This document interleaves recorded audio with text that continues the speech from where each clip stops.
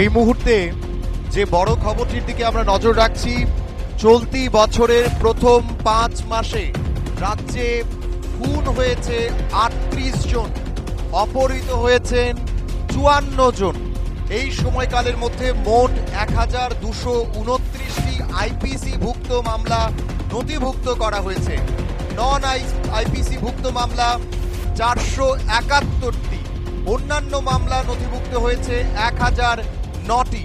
রাজ্য স্বরাষ্ট্র দপ্তর সূত্রে কিন্তু এমনটা খবর পাওয়া যাচ্ছে, যেটা রাজ্যের ক্রাইম ডেটা যেটা বলছে, যেটা আমরা দেখতে পাচ্ছি এখনো পর্যন্ত যে 2014 সাল থেকে 2024 সাল পর্যন্ত যেগুলো একটা তথ্য তুলে ধরা হয়েছে, তার মধ্যে 2024 সালে যেটা দেখা যাচ্ছে নন আইপিসি যুক্ত মামলা হচ্ছে 471টি, আইপিসিতে মামলা পড়েছে 1269টি।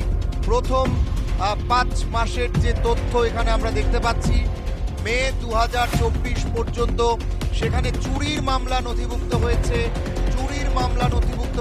73টি, খুনের মামলা নথিভুক্ত হয়েছে 38টি, এবং সন্ত্রাস বা রায়োটিং যদি বলা হয় সেই মামলা নথিভুক্ত হয়েছে 11টি। তাছাড়া অপহরণের মামলা নথিভুক্ত হয়েছে 54টি। এই তথ্যটাই কিন্তু রাজ্য স্বরাষ্ট্র দপ্তর সূত্রে পাওয়া যাচ্ছে। আরও একবার আপনাদেরকে জানিয়ে রাখছি, এই মুহূর্তের যে বড় খবরের দিকে আমরা নজর রাখছি, রাজ্যে চলতি বছরের প্রথম 5 মাসে রাজ্যে খুনের মামলা নথিভুক্ত হয়েছে 38 জন, অপহৃত হয়েছেন 54 জন।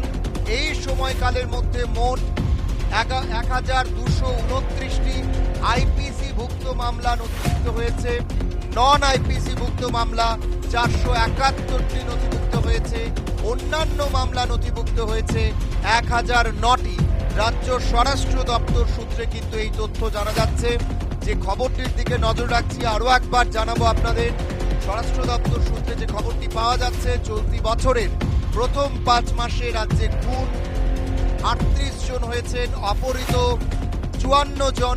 এই সময়কালের মধ্যে মোট 1229টি আইপিসি ভুক্ত মামলা নথিভুক্ত হয়েছে, নন আইপিসি ভুক্ত মামলা 471টি, অন্যান্য মামলা নথিভুক্ত হয়েছে 1009টি। রাজ্য স্বরাষ্ট্র দপ্তর থেকে কিন্তু এই তথ্যটি পাওয়া যাচ্ছে। তাছাড়া যদি আমরা দেখি, সেখানে কিন্তু 2023-এর তুলনায় 2023-এ খুনের মামলা যেটা দেখা যাচ্ছে 101টি ছিল, সেটা কিন্তু রাজ্যের এই বছরের প্রথম 5 মাসে দেখা যাচ্ছে 38টি। 2022-এ যেটা ছিল 109টি, 2023-এ সেটা হচ্ছে 101টি, 2021-এ ছিল 122টি। অর্থাৎ এই পরিসংখ্যান কিন্তু রাজ্য স্বরাষ্ট্র দপ্তর সূত্রে পাওয়া যাচ্ছে।